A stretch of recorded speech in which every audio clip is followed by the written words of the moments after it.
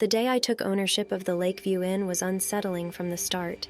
Its decaying facade was a sharp contrast to the postcard-perfect lake it sat beside. "This place is a hidden treasure, just needs a little polish," my cousin Jake insisted. I was hesitant but enticed by its potential for profit. I had always been a city girl. The quiet of the countryside unnerved me, but the idea of renovating a place into a profitable business was appealing. The building groaned as if protesting the disruption. We heard footsteps echoing in hallways where no one had walked. "This place just needs to settle," Jake said, dismissing the mysterious noises. But the events of the evening would make him eat his words. The whispering started as the sun set. A cacophony of laughter and footsteps filled the air but seemed to come from nowhere. Jake and I retired to separate rooms for the night. My sleep was interrupted by quiet, insidious whispering that seemed to come from within the walls. On our second day, we discovered a door that seemed out of place. It was as if someone had tried to hide it, but time had revealed its secret. We decided to pry it open. What we found on the other side left us speechless, a room filled with grotesque paintings that depicted twisted and contorted faces. "We need to leave now," I urged, but the inn had other plans.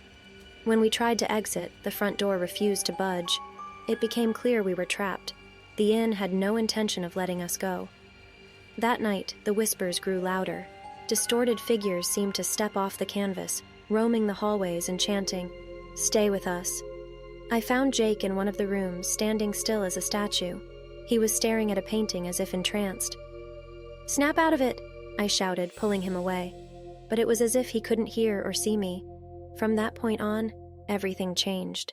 The inn's walls seemed to close in, almost as if they were alive. We tried everything to escape. Smashing windows only led to them repairing themselves magically. "It's like the place is alive," Jake finally admitted. But by then it was too late for such realizations. The revelation dawned on us. We were not guests in this inn. We were prisoners. The paintings on the wall were not mere art. They were soul traps, portraits of those who had been consumed by the inn before us. Every attempt to fight back only seemed to make it stronger. It was as if the inn fed on our fear and despair. We couldn't escape. We couldn't even communicate with the outside world. Eventually, we found ourselves back in that hidden room. And this time, 2 new blank canvases were there. Brushes in hand, we were compelled to paint. It was as if some unseen force guided our strokes. By the time we were done, we had painted each other, our faces twisted and contorted just like the figures in the other paintings. Our portraits were hung on the wall next to the others. We had become part of the inn, our souls trapped forever. Our existence now was a limbo. We could interact with the inn but had no agency of our own. Days turned into nights, nights into days. Time lost all meaning, a loop with no end. Eventually, the inn would have new visitors.